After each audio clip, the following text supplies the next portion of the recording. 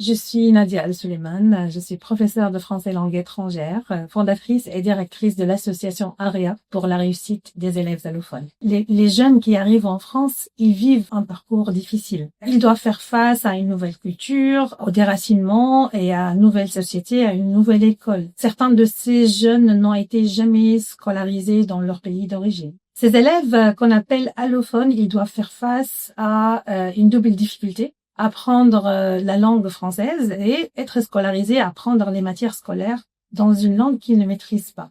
Tout cela souvent sans pouvoir s'appuyer sur le soutien des parents qui rencontrent eux-mêmes des difficultés linguistiques et sociales. C'est pour répondre à ce besoin spécifique que j'ai créé en 2020 l'association AREA, dont l'objectif c'est de pouvoir accompagner ces élèves de 7 à 18 ans afin de leur offrir un espace où ils peuvent acquérir tous les moyens de réussir à l'école, de s'épanouir dans leur nouveau cadre de vie et de construire leur avenir dans la société française. Donc la force de l'association, c'est l'accompagnement des familles et l'apprentissage de la langue.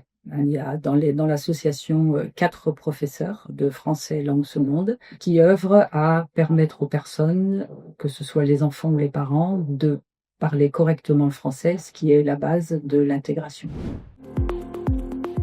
Amara, qui est arrivée avec sa maman en France et qui n'a pas de logement.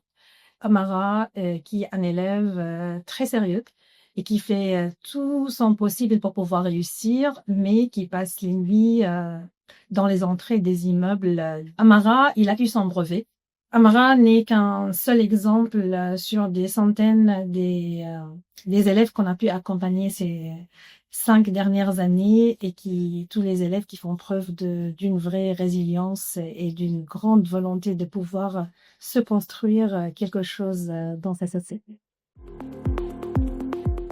Associer un financement à un accompagnement vers le développement, c'est ce qu'on appelle une vraie collaboration et un vrai partenariat. Avec la Fondation territoriale 44, nous avons le sentiment de ne pas être seuls face aux défis, aux difficultés et qui nous aide à structurer nos actions sur le long terme.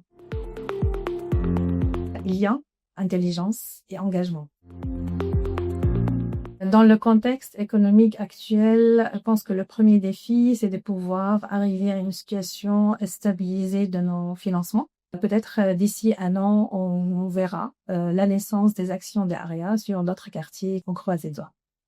Je suis Fatima et mon rêve, c'est de devenir psychologue pour aider les ressortissants des zones de guerre.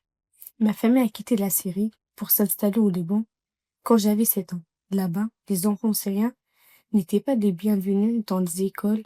C'est pourquoi je n'étais pas scolarisée.